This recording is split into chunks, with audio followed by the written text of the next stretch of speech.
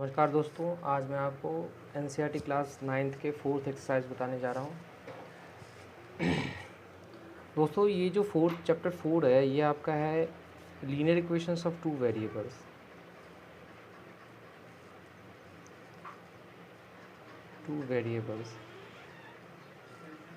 दोस्तों, इसमें मैं सबसे पहले देखना होगा लीनियर इक्वेशंस किसे कहते हैं। तो लीनियर इक्वेशंस होगा कोई भी दो वेरिएबल्स, पहले तो दो वेरिएबल्स लीजिए क्योंकि टू वेरिएबल्स है। अब इसे हम लीनियर कब कहेंगे? तो जब इसका हाईएस्ट पावर क्या होगी? 1 होगी, तो ये लीनियर हो गया। ठीक है, तो हम linear equations of two variable ये हुआ। वेरिएबल दो और इसका लीनियर है तो हाईएस्ट पावर क्या होगी? 1 होगी, तो ये आपका linear equations of two variables होगा। तो इसमें सबसे पहले हमें क्या क्या चीज़ें पढ़नी है वो आगे आपको क्लियर हो जाएगा। सबसे पहले हम पहला क्वेश्चन देखते हैं। पहला क्वेश्चन आपका ये है जो यहाँ पे बताया जा रहा है, the cost of notebook is twice the cost of pen. What is the linear equations in two variables to represent this statement. मतलब इसे बोल रहा है जो नोटबुक का जो कॉस्ट है वो पेन से डबल है। ओके, तो यहाँ पे ये भी बताया जा रहा है जो आप नोटबुक का जो लेना है प्राइस या कॉस्ट वो आपको एक्स लेनी है और पेन का जो कॉस्ट लेनी है वो आपको क्या लेनी है? वाई। अच्छा, तो अब एक चीज़ बताइए, ये तो हुआ नोटबुक, ये हो गया पेन। तो यहाँ पे रिलेशन क्या है? ये जो है मतलब नोटबुक का जो कॉस्ट है वो पेन से क्या है? डबल है। तो अब इन दोनों को इक्वल करने के लिए इसको तो डबल करना पड़ेगा, इसको ट्वाइस करना पड़ेगा, क्योंकि नोटबुक का कॉस्ट क्या था? पेन से डबल था। तो दोनों को इक्वल करने के लिए 2 टाइम्स क्या करना पड़ेगा? पेन करना पड़ेगा। तो ये आपका इक्वेशन निकल आया। तो आप सबसे पहले इसको इधर कर लीजिए, तो x - 2y बराबर 0। और आपको पता ही होगा जो कोई भी टर्म्स LHS टू RHS या RHS टू LHS जाता है तो साइन चेंज हो जाता है। ये प्लस में था, इधर आया तो ये माइनस में आ गया। तो ये आपकी इक्वेशन हो गई। ठीक है, अब हम आगे की क्वेश्चन देखते हैं। तो आगे का क्वेश्चन बेसिकली ये है जो इसमें बोलता है, आपका एनसीईआरटी का ही मैं क्वेश्चन बता दूं। तो एक होता है जैसे कि ax + by + c का एक स्टेटमेंट पहले से ही दिया होगा फॉर्म्स, और इसमें बोलेगा a, b और c की वैल्यू क्या होगी, है ना, इस फॉर्म में। तो एक इक्वेशन लेता हूँ, देखता हूँ। जैसे कि हो गया 2x + 3y बराबर 5। इसमें आपको बोलेगा a क्या है, b क्या है, c क्या है। तो आप ऊपर के जो इक्वेशन है उसको आप कंपेयर करिए। तो x से कौन सा नंबर जुड़ा हुआ है? a है, तो a की जगह यहाँ पे देखिए क्या है? 2। तो a बराबर क्या हो जाएगा? 2। y के जगह पे क्या है? देखिए 3 है, तो y की जगह यहाँ पे क्या है? b। तो क्या है? b क्या हो जाएगा आपका? 3। और ये जो आपका नंबर्स है जो कि c है वो कि LHS साइड में है, तो LHS साइड में है तो क्या होगा? तो ये देखिए, ये 5 तो RHS में है, पॉजिटिव साइड, लेकिन ये इधर जाएगा तो क्या होगा? LHS की तरफ जाएगा तो नेगेटिव में आएगा। तो आपका c जो क्या होगा वो क्या होगा? आपका -5 होगा। ठीक है, इस तरह के क्वेश्चन ज़्यादातर आते हैं। एक और क्वेश्चन ले लेता हूँ। जैसे कि देखिए, मान लीजिए 2x - का 2x और प्लस का 3y बराबर है 6। तो अब यहाँ पे देखिए क्या है? अगेन a क्या होगा आपका? a देखिए यहाँ पे a क्या है? x का कोफिशिएंट जो कि क्या है? -2 है। b क्या है? y का कोफिशिएंट जो कि क्या है आपका? 3 है। और c क्या है? नंबर्स है जो कि LHS तरफ है, तो हम ये +6 को इधर लाएंगे तो -6 होगा, तो वो आपका हो जाएगा c। एक तो ये क्वेश्चन आता है। दूसरा जो क्वेश्चन आता है पेपर्स में आपको, जो कि एक्सरसाइज 4.2 का है, जिस पे बोलते हैं सोल्यूशन निकालने के लिए। तो सोल्यूशन निकालना काफ़ी आसान है। देखिए, मान लीजिए हम यहाँ पे बता देते हैं। मान लीजिए आपको बोल दे 2x + y = 7, इसके सोल्यूशन निकालिए। तो सबसे पहले आप एक टेबल बनाइएगा। टेबल, इसमें ये हो गया x और y। अब आपको बोल दे एक सोल्यूशन, 2, 3, 4, एटलीस्ट 2 या 3 तो बोलेगा ही। टेबल बना लिया। अब अपने मन से x की कोई भी वैल्यू रख सकते हैं, कोई भी, लेकिन ज़्यादातर छोटा वैल्यू रखेंगे तो बेटर होगा, जो सोल्यूशन आपके आसानी से हो जाएगा। तो हम ले लेते हैं, मान लीजिए x ले लेते हैं 0। तो लेट x = 0। तो अब देखिए, यदि आप x आपने 0 लिया, यहाँ 0 लिख दीजिए। यदि आप x इस इक्वेशन में रखिए 0, तो यदि आप इस इक्वेशन में x 0 रखेंगे तो y क्या आ जाएगी? ये तो 0 ही हो गया, तो y की वैल्यू क्या होगी 7।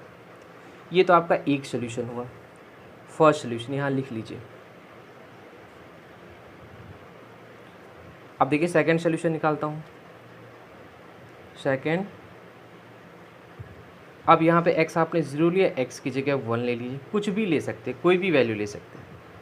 तो आप इक्वेशन में रखिए x की वैल्यू 1, तो ये 2 × 1 + y = 7। हमने x की जगह 1 रखा था तो x से 1 आ गया। ये 2 + y = 7, y = 7।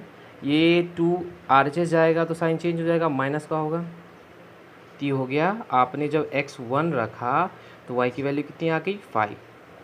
ठीक है, अब देखिए हम थर्ड सोल्यूशन निकालते हैं। थर्ड सोल्यूशन हो गया, मान लीजिए x की वैल्यू 2 ले लीजिए, तो 2 रखेंगे फिर इक्वेशन में, तो x की जगह हमने 2 लिया, इस इक्वेशन में रखा, 2x + y = 7 में रखा, क्या x की जगह पे 2, तो ये हो गया आपका 4 + y = 7, y = 7 - 4 = 3।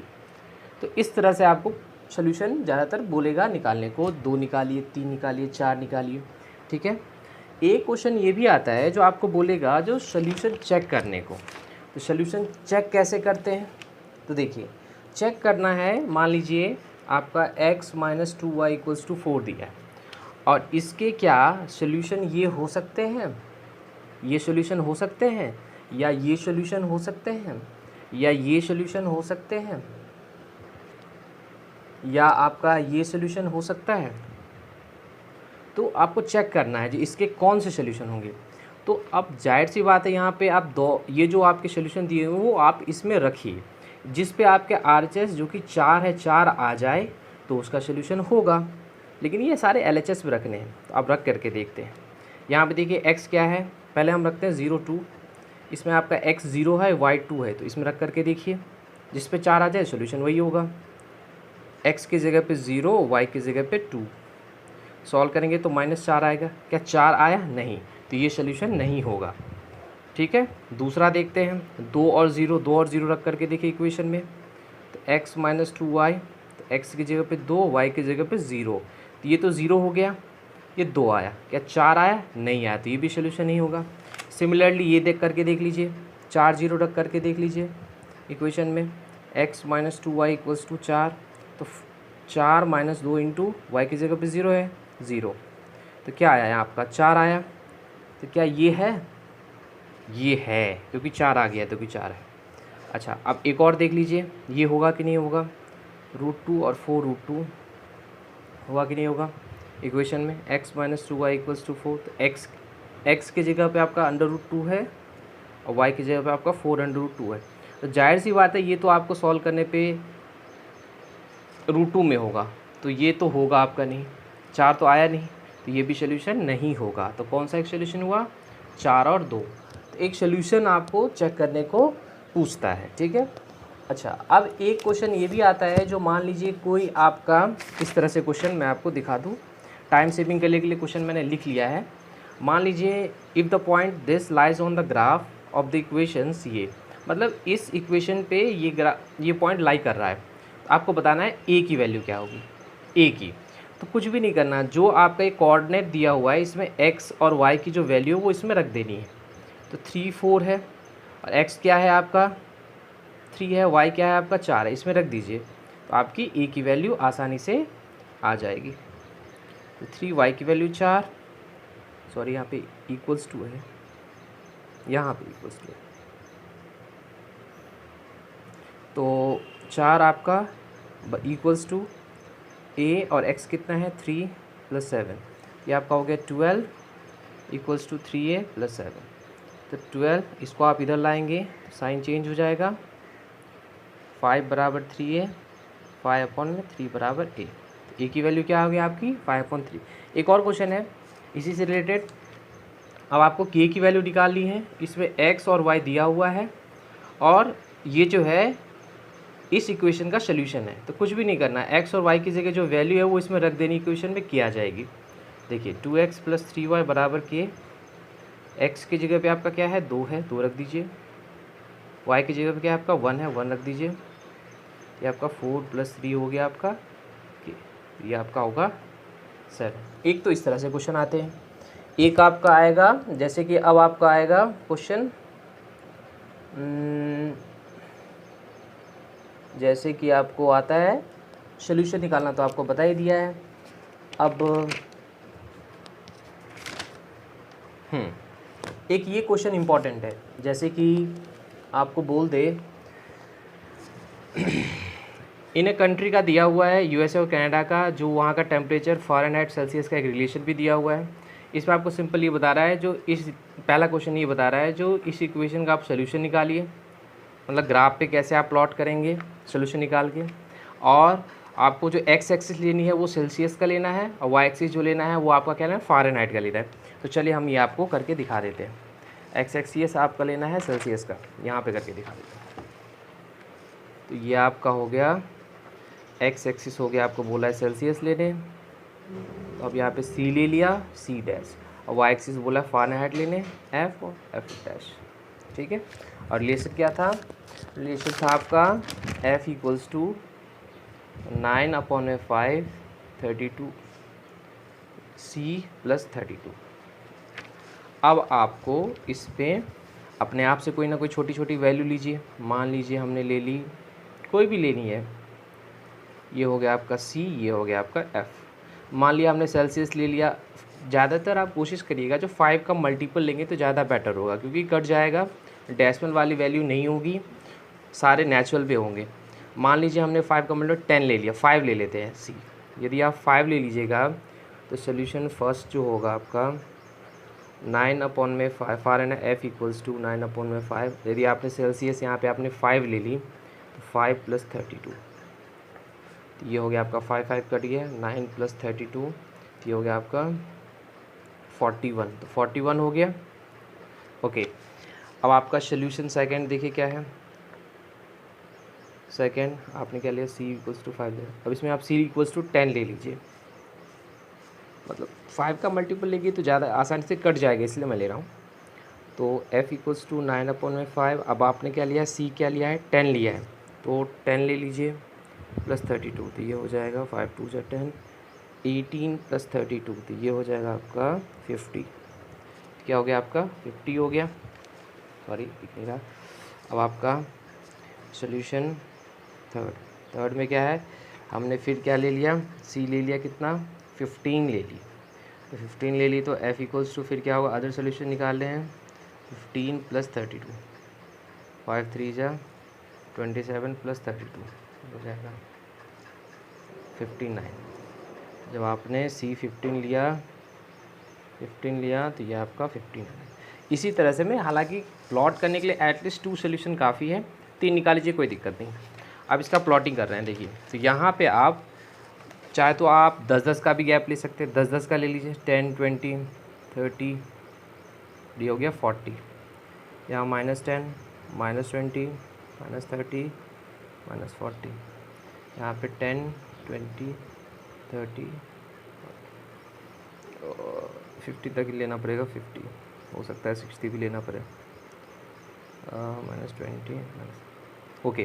तो पहला क्या है 541 x5, तो 5 तो यहाँ होगा, 41 कहाँ होगा, 40 और 50 के बीच में, मतलब समथिंग यहाँ पे होगा, ठीक है। तो एक सोल्यूशन तो ये हो गया। दूसरा क्या है आपका 1050, मतलब x10 y50, तो थोड़ा ये 50 के सामने ये ऊपर होगा, यहाँ होगा, हो गया, 2 ही काफ़ी है। अब दोनों से आप यहाँ पे रूलर लेकर के लाइन खींच दीजिए, यहाँ पे स्केल लेकर के, और ये आपकी लाइन, तो ये आपका पहला एक सोल्यूशन हुआ इस इक्वेशन का, ठीक है। अच्छा चलिए अब इसका दूसरा क्वेश्चन देखते हैं। पहला तो हो गया, दूसरा बोल रहा है यदि आपका टेम्परेचर जो होगा 30 डिग्री सेल्सियस होगा तो फ़ारेनहाइट क्या होगी। तो इसी में जहाँ पे आपका सेल्सियस है वहाँ पे क्या कर देना है 30 कर देनी, क्योंकि सेल्सियस बोला है 30 डिग्री हुआ तो फ़ारेनहाइट क्या होगा दूसरा में, तो 30 आप कर दीजिए प्लस 32, 5 6 30, ये होगा आपका। यदि आपका सेल्सियस पे 30 डिग्री होगा तो फ़ारेनहाइट में कितना होगा 86 होगा, ठीक है। एक तो ये हो गया। अब आपका तीसरा क्वेश्चन क्या है, तीसरा क्वेश्चन बता रहा है जब आपका फ़ारेनहाइट टेम्परेचर 95 डिग्री होगा तो सेल्सियस क्या होगा। तो अब फिर रिलेशन लिखिए, f इक्वल्स टू 9/5 32, तो क्या बोला फ़ारेनहाइट बोला 95 हो तो 95 आपको दिखाई नहीं पड़ रही से 95 इक्वल्स टू 9/5 + 32। इसको आप इधर ले आइए।